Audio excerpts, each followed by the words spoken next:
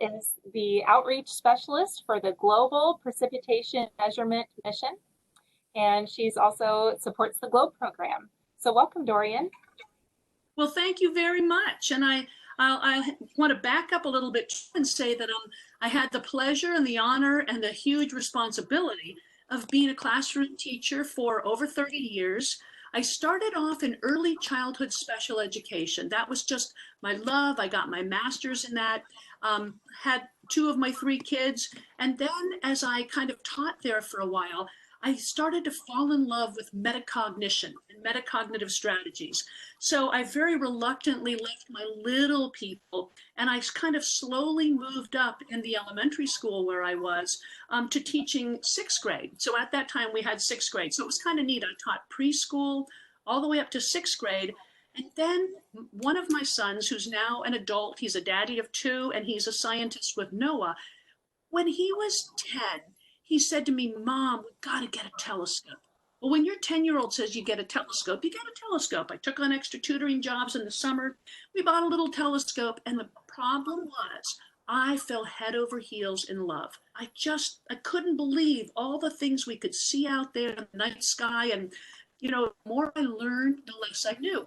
So then I found that there was a certificate master's degree program at Johns Hopkins, which is near where I live in Maryland, that you could join this cohort and you could get certification in earth space science. So I was like, you know, why the heck not? I just love learning this. So I went back to college again, got another master's, and then I decided, well, I just want to teach science all day long because this is so much fun. So then I went and took the praxis. At those times, you took the praxis to move on. And then I started teaching in middle school. And I even ended up in high school. So the long and short of it is, through my 30 plus years of being a classroom teacher in public school environments, I taught both special and general education from preschool all the way up to high school and lived to tell about it. And sometimes people will ask me, you know, what was your favorite? If you were to go back, you know, what would you do? And I'm sure all of you know, that are teachers. It's like, you know, each grade level, each age level, even, you know, different school environments have such different things and, you know, but both benefits and challenges that they offer. I think I would like to start substituting again in a few years because I really do miss the class, but there's no in the world I would substitute middle school or high school. I remember how my students would eat the substitutes alive.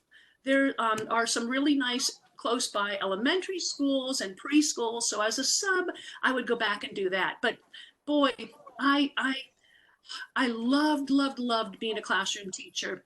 And I also found it was the hardest work I ever did. And you know, also the most rewarding. So I just kind of wanted to start off with that and say thank you for your service to all of you who are teachers out there. Until someone tries it, they have no idea the juggling act, the love, just everything that goes into it. So what I would like to do today is share with you some educational resources that might be useful in your teaching. And then I want to share with you some resources that we finished creating to help share kind of the excitement and even unusual types of STEM-related career opportunities that some of the end users of our NASA data, and I'll explain what all that means, are using, and how these NASA data are being used to make life better for people all around the world. So I'm going to share those with you, and I had the pleasure of being able to actually teach these lesson plans that I'll show you at the middle school level virtually this spring. And so I'll give you a little bit of information about kind of what we learned from that and how that went. Sound like a plan? Oh, awesome. Sounds Cool. great. All right, so now I'm going to switch over and share this website. This I'll be working off of. I did send to Sarah and Stephen a paper that has hyperlinks for these. If this tastes like more and you would like to have that paper with a bunch of hyperlinks showing you how to access these things, but I'm also hoping it's kind of one-stop shopping. Um, so in 2011, I was asked if I might consider doing some work over at Goddard Space Flight Center in Maryland to help support what's called the Global Precipitation Measurement Mission.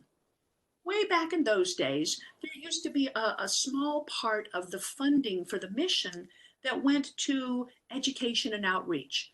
Since then, that has changed. And so things are being done in a little bit of a different way. But nonetheless, that doesn't impact what I'm going to be sharing with you. So at that time, the GPM mission had not yet launched, and I sat down with the scientists and the engineers and the web programmer and learned all about this amazing mission that was going to launch in 2014. And as I learned the information, I looked at it through the lens of being a classroom teacher and also kind of like a translator to the general public. How could I take this really sophisticated, interesting information about this satellite that's up going around Earth about 250, 300 miles above Earth's surface, and how could I make it kind of meaningful and interesting to the public and to teachers and students? So we decided that the best way was to divide this content into four main kind of pillars or topics. So we have the water cycle, weather and climate, technology, and then the one I'm going to be doing a deep dive into is societal applications. Kind of like, okay, it's cool, we can do all this, and there's some really strong science behind it, but you know, why would you want to measure precipitation from space? So I'll back up a second and just give you a little bit of information on that. I'll go into technology here because we've got some cool things here. What you're seeing here is the building of one of the instruments that's on board the Global Precipitation Measurement mission, and you can kind of see how big it is compared to these folks behind. You'll also notice that, you know, we have quite a team of people over at Goddard and at other places where these satellites are built who are all working collaboratively to create this technology that enables scientists to be able to make just incredible discoveries, you know, all over the world, which ultimately really help humankind. So if you go into technology, you can learn more about how we do this, why we do this, how the data are being used. We have a lot of short videos in there. We have even a Lego model that kind of shows you what our satellite looks like and gives the directions for kids to be able to make it. Really cool small fact on that. We were able to get some high school students at an underserved school in West Virginia who worked on developing this Lego model way back before we launched, because we thought that would be a really neat way to get people involved. So lots of different resources as you go into each of these different sections here to kind of get a better understanding about the how and the why we do this. Of course, you can also learn about the water cycle, and we have a little bit of information here that's probably at a middle school level, so most of your students would be able to access that information and work with it. And then let's say I'm in the water cycle and I come in here and I'm wondering as a teacher, do you have any lesson plans? I can put in lesson plan and apply. And now you'll simply see the various lesson plans that we created, but also lesson plans that were shared to us from other folks. And we thought, hey, these look really good. They're worthy of being put on our website. So if you should happen to know of any that we don't have, we're not trying to put all lesson plans on. We only have about 20 of them because we're trying to put the best examples that we can find up there. So I just wanted to give you a little information on that. I also want to show you something kind of neat. If you were to click on GPM Originals, these are the resources that we created. And one of the things that's kind of special about that is if you were to take a lesson plan within the things that we created. So actually, I will come over here. I'll say lesson plan and I'll say apply. If you use one of our lesson plans and there are any capture sheets, pre-assessments, post-assessments, then all you have to do is, and I'll take one of these as an example, you come down here and it says, please contact us to receive answer keys. We will send you answer keys, and I'll show you what that looks like. You just basically get your name, your school affiliation, and here to make sure it's not spam, you answer a little question there, and then I get those emails and I send you out the answer key. All right, so that's a whirlwind to kind of give you a feel for all of these different resources. We have been operating, we as in the Global Precipitation Measurement Mission, has been now in operation for 6 years. And what we really want to start focusing on now and sharing with everybody are our societal applications, the ways in which we can take this data and use it to help people. I better backtrack for a second, though. I really want to show you the lesson plan, so I'm kind of rushing, but I'll backpack for a second and tell you kind of what we do and how we do it.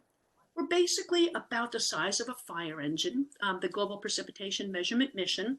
We launched from Japan because we are a joint mission with the Japanese space agency, JAXA. So we work collaboratively. We launched from Japan.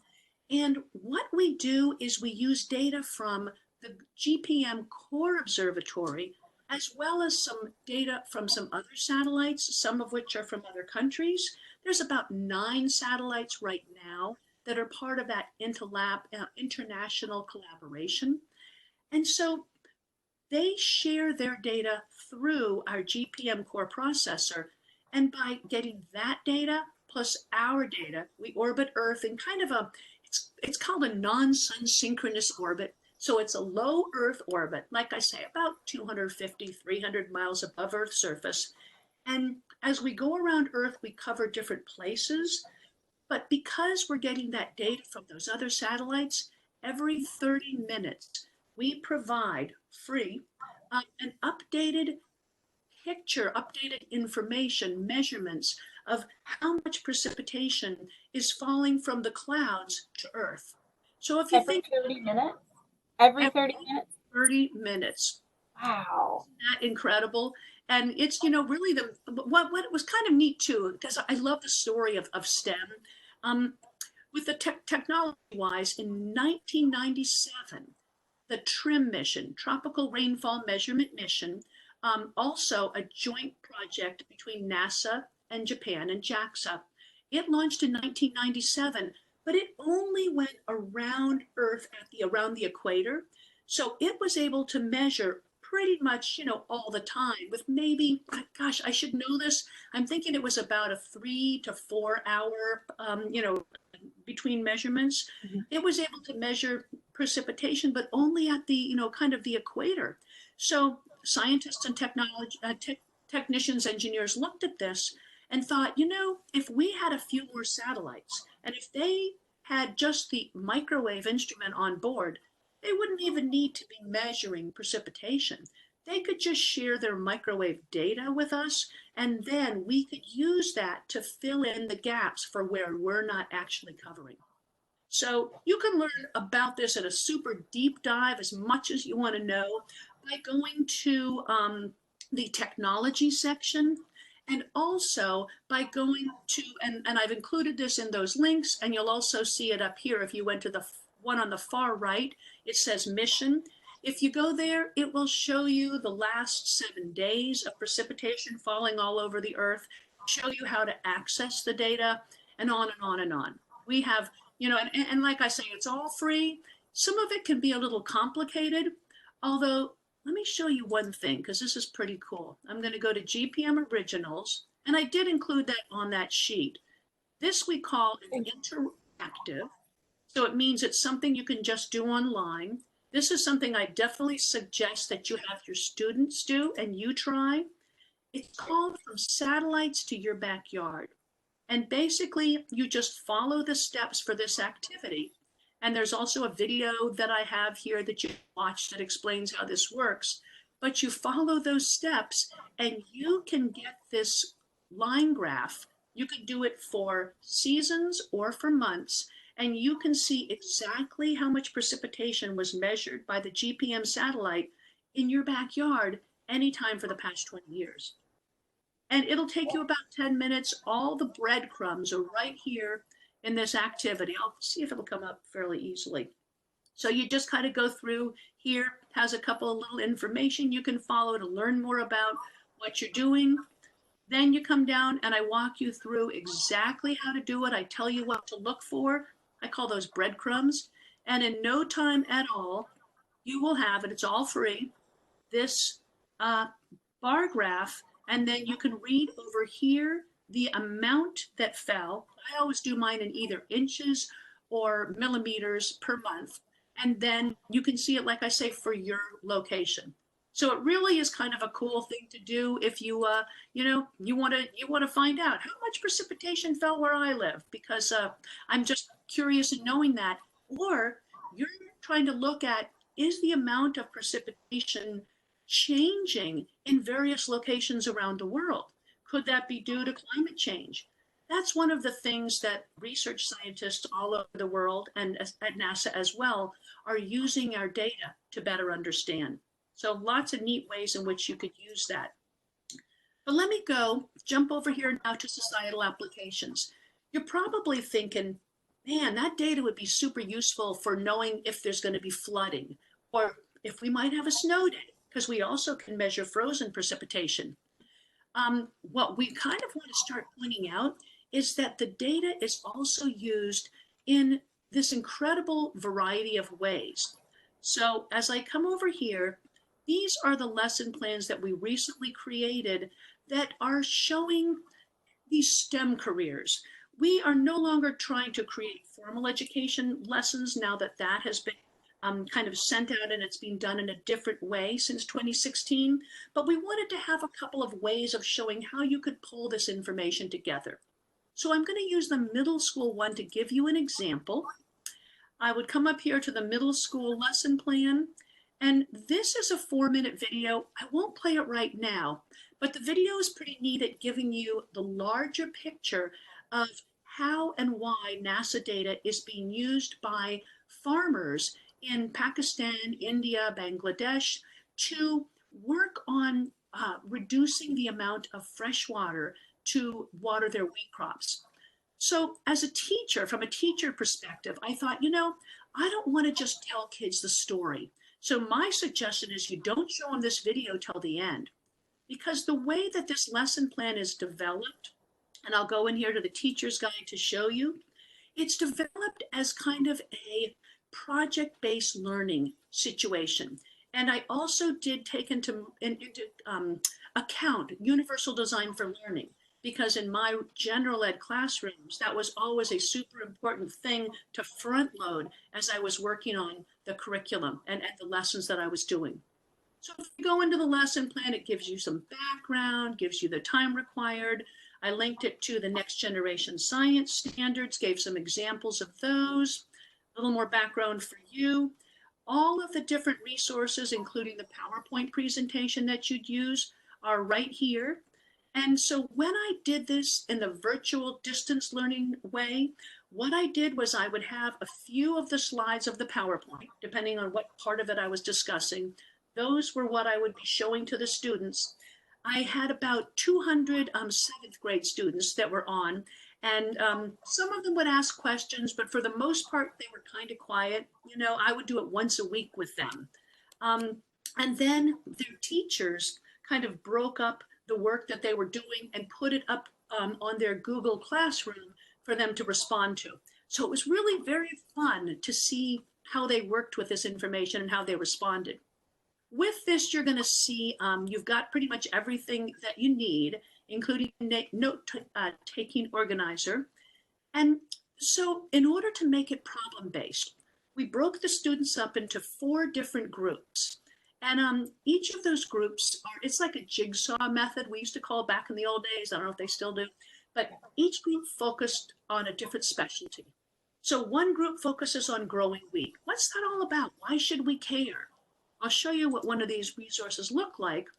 These, I suggest that students are accessing these in their small groups on a laptop, or some sort of a Chromebook, because within this uh, information research guide, there are a few videos because that was a much more powerful way to tell the story. So in any case, this goes through and tells them about, wheat, a little bit of the history behind wheat. At the high school level, this goes into a lot more detail. At the third grade level, a lot less detail. So I scaffolded it. And if you were working with Universal Design for Learning and you wanted to have something that was the same content basically, but at an easier reading level, you could go back and find the same resource. It's Growing Wheat for All.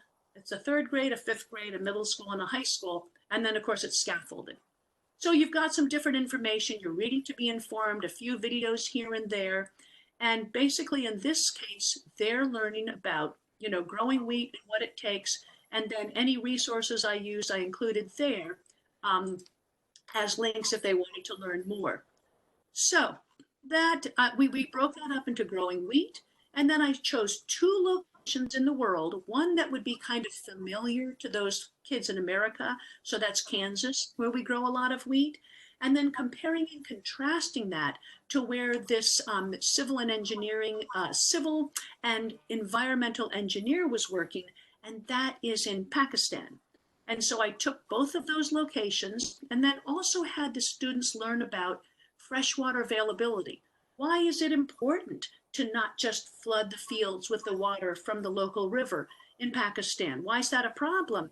And so they learned about that by finding out about the problems with freshwater availability.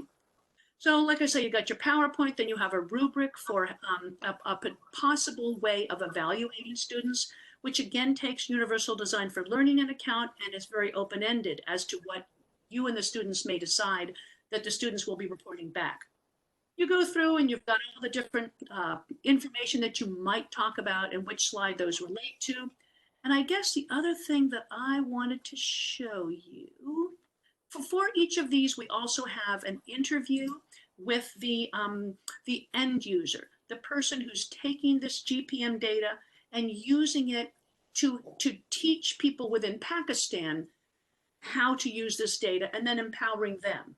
So you learn about that. I also discuss the model that is being used to teach this and how this model was created so that students get an understanding that, models are used in a wide variety of ways, both physical models and then also conceptual models. And then one of the things where we're really pulling in here, how to understand and analyze data and kind of using those math skills, but in a real world context. So one of the things after they work in those expert groups, then they get together in project teams, one expert from each of those groups. Now they're looking at data from Pakistan and also from Kansas. So they're looking at the precipitation data, which I was telling you, you can locate for your school. They could have done for their own backyard so they have a better understanding. Or I would suggest after they do this lesson, then they do from their own backyard, because then they'll have interacted with this data and have a better understanding of what it's telling them. Unpacking this data is not super easy. It's not intuitive. Down here, we're seeing years. These different color bars are actually telling us about seasons. What I love about this is you really can see the difference for precipitation for different seasons in different locations. So along here, let's say I'm looking at summer, because the students will have learned in their expert groups, the wheat students will have learned that the time that we need the precipitation for growing wheat is it's actually not in the summer, it's in the spring. So spring is going to be our black line. So if we look here at our black line, we can see that especially in the year 2007, they received a lot of precipitation. And then we can kind of see it's uneven, but it's kind of increasing a lot as we come over here, but maybe a drought over there. On this side here, we're seeing how much fell in millimeters per month. And then they're going to compare and contrast that. Take a look over here. Now again, March, April, and May is this black line. look at the difference here, and they also have to note here the difference in amounts. So it's just a really cool way to get in there and dig in the data. One of the things we learned from doing this lesson plan with the students is that it really helps if they make their own data table. So then I have changed the lesson plan now. Hasn't yet been put up here because we're ready to add one more activity. It will be by next week. We'll have the updated one. But now we've also added to this making a data table, having the students do that so that they're able to do that comparing and contrasting a little bit better. With all that, I know I've thrown a lot at you. What I hope you'll do is get in here and play with these things. We have not only the civil and environmental engineer who's using that data to help people who work with the farmers in these developing countries in Asia, but we also have something else that people would never usually think about, and that is an actuary. So this is someone who does insurance, but he works with what's called microinsurance. So for your small farmer that can't afford, a huge insurance policy, but is going to be severely impacted if there's a drought or too much rain and their wheat crop fails, they can get insurance directly from this microinsurance group, because instead of having to go over to their farm and look at their farm and be right there, they use the GPM data. So they can tell whether or not they have had, floods or drought based on the use of that data. So just kind of a neat thing to, add this emphasis on. And because the work that Iker Ibarres, who we're looking at here, is doing takes place in Central America, the video product that we will be releasing that tells about his work, and we'll release that on Wednesday, will be in Spanish as well as in English. So with that, I'm going to stop and just see if you have any questions, and hopefully, I know it's been a fire hose I've pointed at you, but hopefully this kind of tastes like more. Now, usually we have a bunch of questions, but it's almost like you were you knew what we were going to ask ahead of time or something. Yeah. I mean, as I was thinking of one, all of a sudden your next sentence is answering my question. I'm like, she's got this. And I noticed, Dorian, from listening to all of this, it sounds like I was thinking, gosh, this would be really good for science. But then I was thinking, this would be really good for math. This would be really good for social studies. This would be really good. Like that to just keep going. So are there situations where if a group of teachers were interested, they could all be working on parts of this at the same time? Or is that how it was intended? I think that absolutely. When I worked at one middle school, I was the head of the science department, but what we did is we worked very closely with the other departments to take these real world applications, things that are happening in the real world, and then having students be learning the different content, whether it was reading, language arts, math, etc., through these real world applications. And I would say absolutely, because that's how we do work in all fields. Just the field of science, I don't have somebody over here doing math and somebody doing, we all are integrating our skills to be able to better respond to human needs, and then utilize these rich data sets that we're getting and be able to share them with others. So yep. Great. This is an awesome resource. Yes. Cool. Well, get in there and play with it. And if anyone has questions, feel free to reach out to me, via email. I'm more than happy to respond to questions. And, all this is for you and for our next generation. They're our future. So it really is. It's a lot of fun. It's an honor. Well, thank you so much. This is very awesome. I'm so excited to share this resource. Well, you're most welcome. Thank you for listening to our podcast. Please hit that subscribe button so you'll continue to hear about new resources for the classroom. If you have a resource to share or want us to find a resource about something in particular, tweet us at Purdue SOS or email us at k12science@purdue.edu. Boiler up! Hammer down.